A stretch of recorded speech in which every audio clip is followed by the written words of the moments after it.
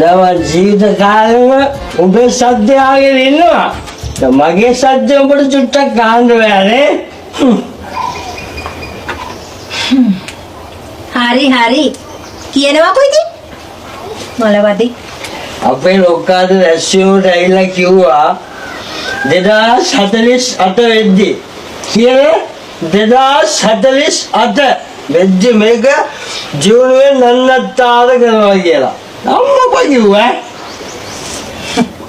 48 කෙසේ වෙතත් ඇටවත් නැති වෙනව මේ බොන විදියට. ඒක විතර නෙවෙයි ගම වටේ බිල්ඩින් ගන්නවා කිව්වා සට ගාලා.